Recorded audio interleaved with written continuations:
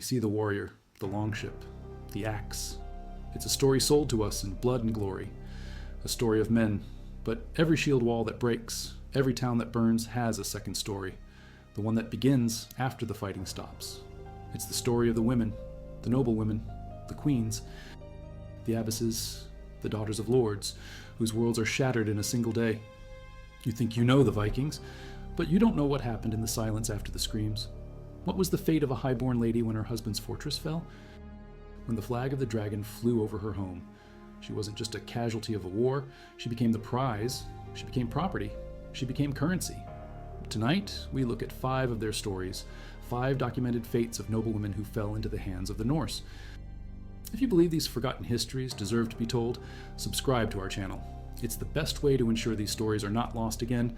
Let us know in the comments what city you're watching from. This script is built on hard facts. Our research draws from specific archaeological reports, like the isotopic analysis of the Heath Wood Viking cremation cemetery, published in the journal Nature in 2022 now, and the textual deep dives of scholars like Dr. Claire Downham in her work, Viking Kings of Britain and Ireland. This isn't saga fantasy. This is history, dug from the soil and pulled from the archives. Now, back to the fire and the fear. Number 1, the Abbess of Coldingham. The year is 867. For 2 years, a storm has been ravaging Anglo-Saxon England. It is called the Great Heathen Army, the Michael here. This is no mere raiding party, it is an invading force, thousands strong, led by the sons of the legendary Ragnar Lothbrok. They came for land, for wealth, for vengeance. They had already shattered the kingdom of East Anglia, tying its king, Edmund, to a tree and filling him with so many arrows he looked like a porcupine. Now they have conquered Northumbria, and their armies march with impunity. It is in this landscape of terror that we find the monastery of Coldingham, perched on the cliffs of the North Sea coast. Founded 2 centuries earlier by Saint Ebbe the Elder, an exiled Northumbrian princess. It had long been a center of royal patronage, learning, and immense wealth. To the Norse, these coastal monasteries were not just holy places, they were undefended banks and symbols of an enemy faith. The abbess in 867 was Ebbe the Younger, and news of the army's approach reached her long before their sails appeared on the horizon. The tales of what they did to priests, and especially to nuns, were well known.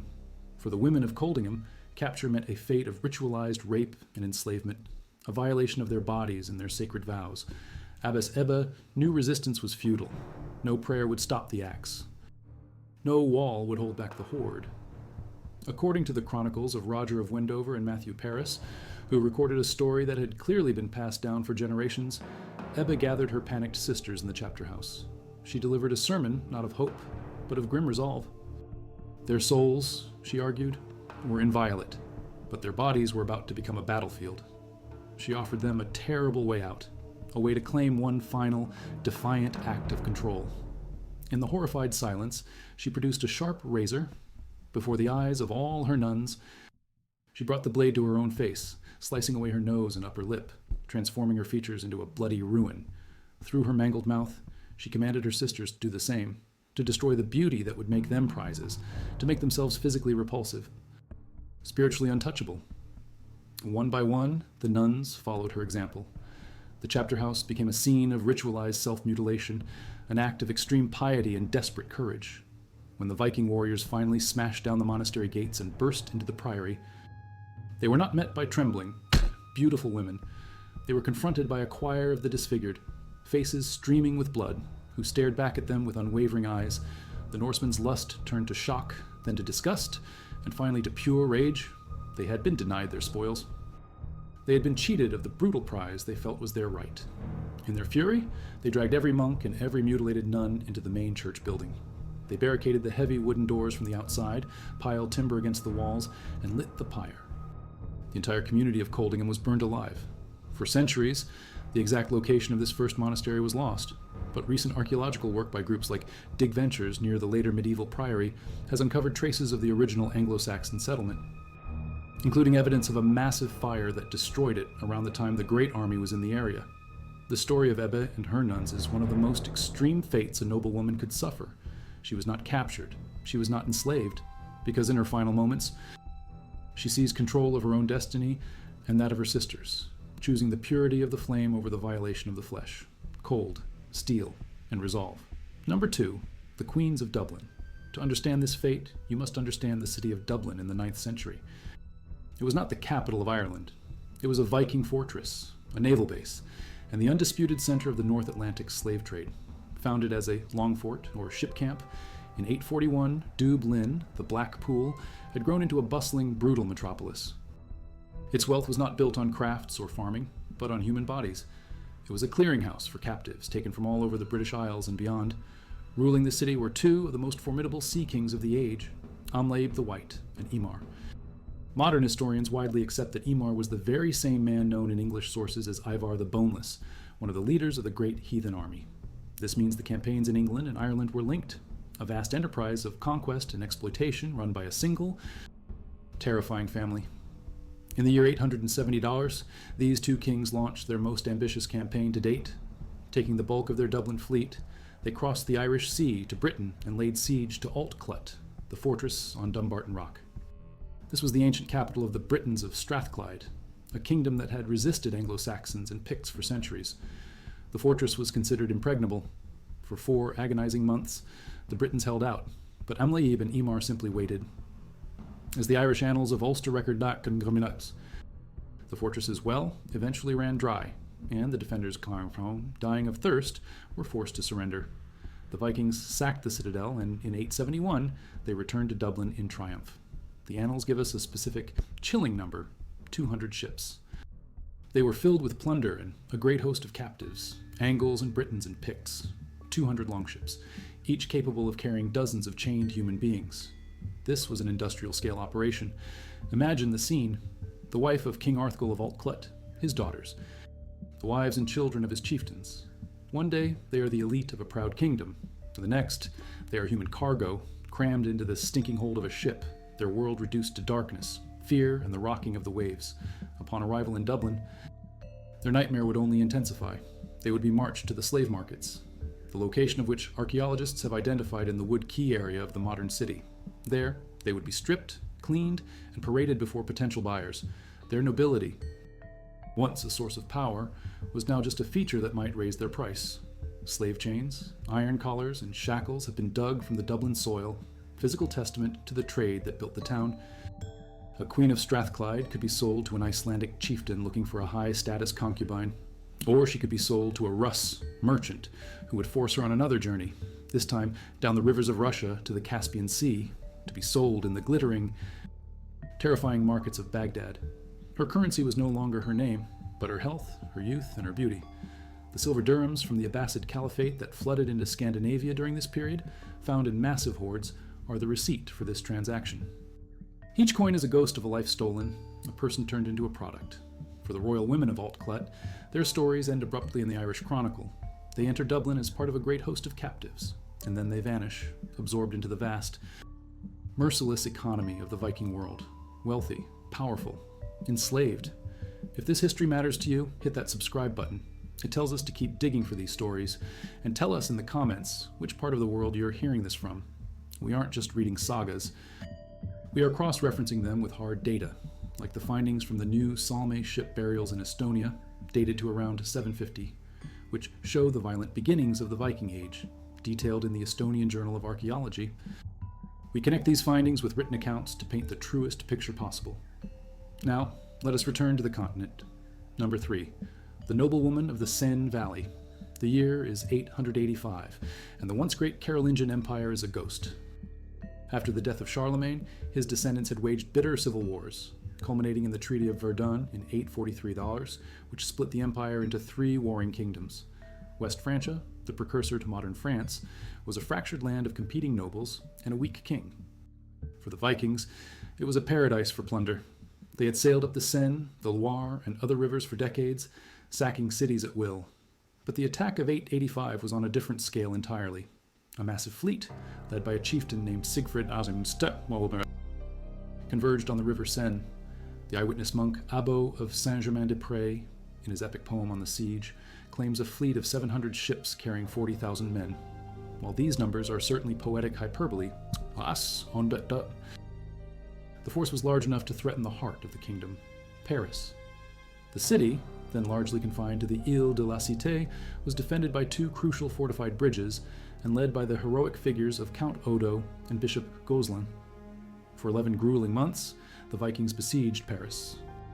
They built massive siege towers, used battering rams, canons, and launched relentless assaults, but the city's defenders refused to break. The Emperor, Charles the Fat, eventually arrived not to fight, but to pay the Vikings off with 700 pounds of silver and permission to raid the province of Burgundy instead. But the fate of most noblewomen was not decided inside the city walls. It was sealed in the rich countryside surrounding it. While the main army was pinned down at Paris, smaller, faster warbands spread out like a virus through the lands of Neustria. They were the ones who attacked the fortified villas, the wealthy monasteries, and the unprotected towns. Imagine you are the lady of such an estate. Your husband and his best soldiers are with Count Odo in Paris. Your home, your castellum, is defended by a skeleton crew. You see the smoke from burning villages first, a smudge on the horizon that grows larger each day. Then, the refugees, telling stories of dragon ships on the river. Finally, the raiders are at your gate. Your guards are overwhelmed and slaughtered. The home where you have lived your entire life is ransacked. And you, a woman of rank and privilege, are seized. Your life is now in the hands of men whose language you do not speak, whose gods you do not know. For the highest echelons, ransom was a possibility. This was a formal, if brutal, business. Hostages would be taken and messengers sent. The price for a high-ranking woman would be immense, a crippling blow to her family's finances. Frankish royal decrees, known as capitularies, from this period frequently discussed the national crisis of raising money to pay ransoms, showing how common this practice was. If your family could not pay, or could not be contacted, your path led north. You would be chained on a ship and taken to a major trading hub. The most likely destinations were Dorestad in Frisia, or, further on, the sprawling market town of Hedeby on the border of modern Germany and Denmark. In a place like Hedeby, a cosmopolitan crossroads of the Viking world, your life would be traded like any other commodity. A Frankish Christian noblewoman, sold alongside a Slavic pagan from the Baltic coast and an Irish captive from Dublin. Your buyer might be a Norwegian chieftain, or a Swedish merchant heading east on the river routes to the great markets of the Caliphate, the Frankish sword hilts, the Carolingian coins, the beautiful glass vessels found in Scandinavian graves, are the archaeological proof of this violent transfer. They were loot, but they were also the currency used to buy people like you. Her life became a trade good, her future, a line on a merchant's ledger. Number 4, the unnamed Princess of Alba. Not every story of defeat ended in slavery or death. Sometimes, a noblewoman's life was the ultimate political bargaining chip, a living treaty to stave off total annihilation. We go to the year 937, to the legendary battlefield of Brunanburh. The exact location is still debated by historians, but its importance is not. This was a monumental clash that would decide the fate of Britain. On one side stood Aethelstan, king of the Anglo-Saxons, a ruler with a vision of a single, unified kingdom of England. Against him was a grand alliance of all who feared his power. Olafur Guthfrithson, the Norse Gael king of Dublin, who also held a claim to the Viking kingdom of York, Constantine II, the aging king of Alba, Scotland, and the kings of Strathclyde and other Welsh realms. The battle was an unmitigated disaster for the alliance. The Old English poem in the Anglo-Saxon Chronicle revels in the carnage, describing a field dark with blood where the English chased the Norsemen and Scots from dawn till dusk. It gloats that 5 young kings lay on the field of battle, put to sleep by swords, along with 7 of Olafur's jarls and even a son of King Constantine. The defeat was absolute. Olafur fled by ship back to Dublin, his army shattered. Constantine limped back north to Alba, his kingdom now dangerously exposed to the triumphant Aethelstan. But the war was not entirely over. Olafur of Dublin was a survivor. He immediately began planning his return to Northumbria. To do so, he needed to ensure his alliance with Constantine held firm. The Scottish king, having lost so much at Brunanburh, needed a powerful ally to protect him from English aggression. According to the 12th century chronicler John of Worcester, a new pact was sealed in the aftermath of the defeat. To bind the two kings together, Constantine gave his daughter in marriage to Olafur. Her name is never recorded. She exists in the historical record only in this single transaction. Think of her position. Her father and her new husband had just led their people into a catastrophic military defeat. Her own brother, or half-brother, may have been one of the princes killed in the battle. And now she was being sent to the court of her defeated ally as a guarantee of future cooperation. Her wedding was not a celebration of love, but a grimly pragmatic act of statecraft. She would travel to the Norse stronghold of Dublin, a world away from the Gaelic court of Alba. Her purpose was singular, to produce sons who would carry the blood of both dynasties, heirs who could one day claim thrones in both the Gaelic and Norse Gaelic worlds. She was a living bridge, built to connect two battered kingdoms. Her personal feelings, her fears for the future, her grief for her lost kinsmen, none of it mattered. She was the price of the alliance. Her identity was erased, subsumed entirely by her political function. A queen without a name, a peace offering, a pawn. Number 5, Melkorka, the mute princess. Our final story is drawn from the pages of a masterpiece of medieval literature, the Icelandic Laxdæla saga. Composed in the 13th century, the saga tells tales of families in western Iceland from centuries earlier. While it is literature, not a chronicle, historians agree that it preserves a powerful social memory and reflects the historical realities of its time. And no story in it speaks more clearly to the fate of captured noblewomen than that of Melkorka.